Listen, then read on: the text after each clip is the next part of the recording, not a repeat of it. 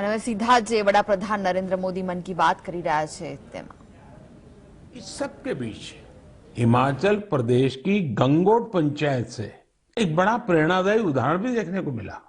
यहाँ पंचायत में स्वतंत्रता दिवस के कार्यक्रम में प्रवासी मजदूरों के बच्चों को मुख्य अतिथि के रूप में शामिल किया गया। साथियों, अमृत महोत्सव के ये रंग केवल भारत में ही नहीं बल्कि दुनिया के दूसरे देशों में भी देखने को मिले। बोत्सवाना में वहां के रहने वाले स्थानीय सिंगर्स ने भारत की आजादी के 75 साल मनाने के लिए देशभक्ति के 75 गीत गाए। इसमें और भी खास बात यह है कि 75 गीत हिंदी, पंजाबी, गुजराती, बांग्ला, असमिया, तमिल, तेलुगु, कन्नड़ा और संस्कृत जैसी भाषाओं में गाए गए। इसी तरह नामीबिया ने भारत नामीबिया के सांस्कृतिक पारंपरिक संबंधों पर विशेष स्टैम्प जारी किया है। साथियों, मैं और एक खुशी की बात बताना चाहता हूं। अभी कुछ दिन पहले मुझे भारत सरकार के सूचना और प्रसारण मंत्रालय के कार्यक्रम में जाने का अवसर मिला।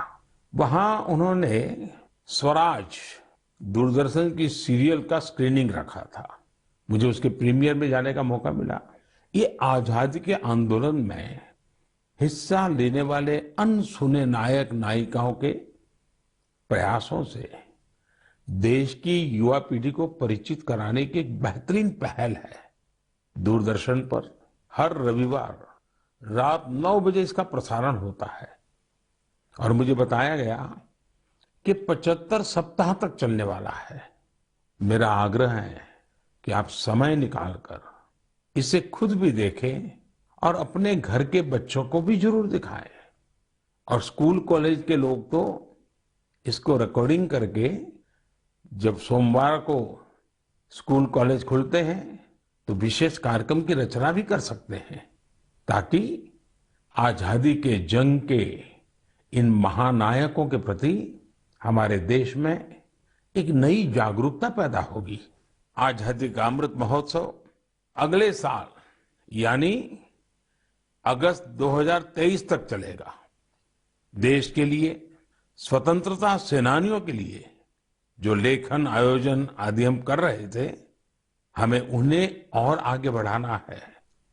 मेरे प्यारे देशवासियों, हमारे पूर्वजों का ज्ञान, हमारे पूर्वजों की दीर्घ दृष्टि और हमारे पूर्वजों का एकात्म चिंतन आज भी कितना महत्वपूर्ण है।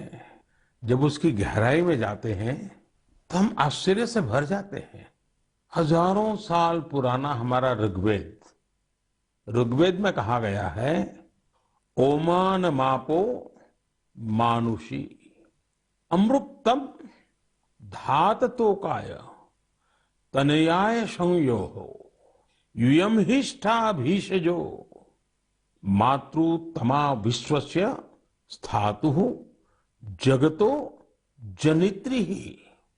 अर्थात हे जल, आप मानवता के परम मित्र हैं, आप जीवनदायिनी हैं, आपसे ही अन्न उत्पन्न होता है और आपसे ही हमारी संतानों का हित होता है। आप हमें सुरक्षा प्रदान करने वाले हैं और सभी बुराइयों से दूर रखते हैं। आप सबसे उत्तम औषधि हैं और आप ही इस ब्रह्मांड के पालनहार हैं। सोचिए, हमारी संस्कृति में हजारों वर्ष पहले जल और जल संरक्षण का महत्व समझाया गया है। जब ये ज्ञान हम आज के संदर्भ में देखते हैं तो रोमांचित हो उठते हैं, लेकिन जब इसी ज्ञान को देश अपने सामर्थ्य के रूप में स्वीकारता है तो उनकी ताकत अनेक गुना बढ़ जाती है। आपको याद होगा, मन की बात में ही 4 महीने पहले मैंने अमृत सरोवर की बात की थी। उसके बाद अलग अलग जिलों में स्थानीय प्रशासन जुटा, स्वयंसेवी संस्थाएं जुटी और स्थानीय लोग जुटे। देखते ही देखते अमृत सरोवर का निर्माण एक जन आंदोलन बन गया है।